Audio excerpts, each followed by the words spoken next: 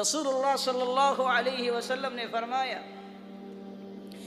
ایما مؤمن اطعم مؤمنا اطعمہ اللہ من ثمار الجنہ، جو دنیا میں کسی کو کھانا کھلاتا ہے اللہ جنت کے خوشے اسے عطا فرمائیں گے۔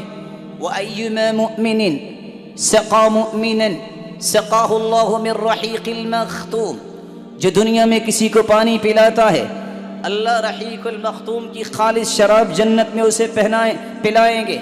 ایما مؤمن کسا مؤمنا، جو کسی مسلمان کو دنیا میں لباس پہناتا ہے کساہ اللہ من خضر الجنہ، اللہ ذوالجلال اسے جنت کی خلعت فاخرہ سبز رنگ کی پہنائیں گے، جس کو دیکھ کے ہر بندہ رش کرے گا۔ رسول اللہ صلی اللہ علیہ وسلم نے اس لیے تو فرمایا تھا کہ ایک عورت جو تھی تو بدکار، بنی اسرائیل میں ایک کتے کو دیکھا کہ بہت پیاسا ہے اور کاد ان یقتلہ، پیاس اس کو قریب تھی کہ ہلاک کر دیتی، اور اپنی زبان سے وہ اس گیلی مٹی کو چاٹ رہا تھا۔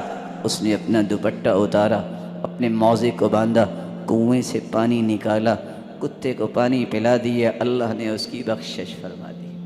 اگر کتے کو پانی پلانے والی کی بخشش ہو گئی، ایک مسلمان جو نمازی ہے، جو روزہ رکھنے والا ہے، توحید والا ہے، کسی دوسرے مسلمان کو پانی اگر پلا دے اس کی بخشش نہیں ہوگی؟ رسول اللہ صلی اللہ علیہ وسلم نے سچ فرمایا۔ امام حاکم مستدرک حاکم کے مؤلف جب ان کے چہرے پہ ایک بیماری کا ظہور ہوا، علاج کروا رہے ہیں، ایک دن سوچتے ہیں لو میں علاج کروا رہا ہوں، علاج تو میرے پاس ہے، اللہ کے رسول نے فرمایا تھا دعوا مرضاکم بالصدقہ، اپنی بیماریوں کا علاج صدقے کے ذریعے کرواؤ۔ اور یہ حدیث جب سامنے آئی کہ پانی کا بندوبست کرو، اٹھے اور ایک ایسی جگہ پہ جا کے پانی کا بندوبست کروایا جہاں پانی کا بندوبست نہیں تھا، ادھر پانی جاری ہوا بغیر کسی دوائی کے، اللہ ذوالجلال نے انہیں شفا یاب کر دیا۔ آج ہماری آنکھوں نے بھی دیکھا، کانوں نے بھی سنا کہ جن کو اللہ نے توفیق دی ہے وہ آج بھی ایک نہیں، اپنے والدین کی طرف سے 600 کنووں کا بندوبست کرتے ہیں۔